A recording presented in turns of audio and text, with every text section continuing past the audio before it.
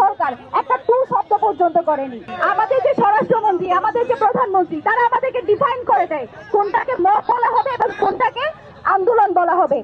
দেখেন অবস্থা, আমরা যে একটা আন্দোলন করতে যাব সেটাকে তারা মব বলে থামিয়ে দিবে। মানুষের যে গণতান্ত্রিক যে অধিকার, আন্দোলন করার অধিকার, বিচার পাওয়ার অধিকার, সেটাকে তারা মব বলে থামিয়ে দিতে চায়।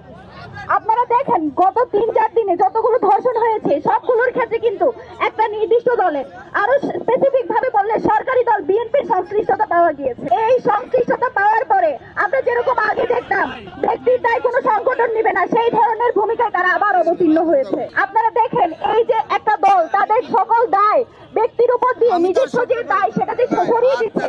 এই যে সে ধর্ষণ করে সেই ক্ষমতা, সেই অডাসিটি সে পেয়েছে তার দল সরকারে আছে বলে। এটাকে তারা অস্বীকার করে নিজেদের দায় যদি ছেড়ে ফেলতে চায় তাহলে কিন্তু আমরা সেটা মেনে নিব না। ব্যক্তির দায় অবশ্যই দলকে নিতে হবে, তাকে বহিষ্কার করতে হবে এবং তার ব্যাপারে কি সিদ্ধান্ত নিচ্ছে সেটাও আমাদেরকে দেখাতে হবে।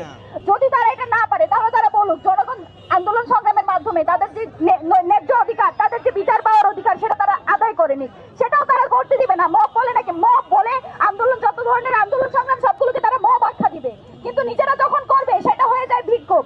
এই যে শব্দের ফ্রেমিং গুলো করে তারা মানুষের যে ন্যায্য অধিকার, মানুষের যে বিচার পাওয়ার অধিকার সেটাকে যদি তারা প্রতিহত করছে, তাদেরকে বলতে চাই আপনারা বিগত কয়েকদিন আরো একটা জিনিস দেখতে পেয়েছেন, যত ছোটখাটো ঘটনা সবকিছুর মধ্যে বিচার পাওয়ার জন্য, যে কোনো সমস্যার সমাধানের জন্য প্রধানমন্ত্রী হস্তক্ষেপের দরকার পড়ে।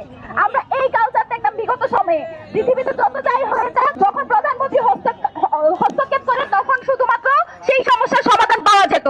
হাসিনাকে হাসিনা বানিয়েছে কিন্তু এই কালচার। আমরা বাংলাদেশ আরেকটা কোনো হাসিনা দেখতে চাই না, তারেক রহমানকে আমরা হাসিনা হয়ে উঠতে দেখতে চাই না।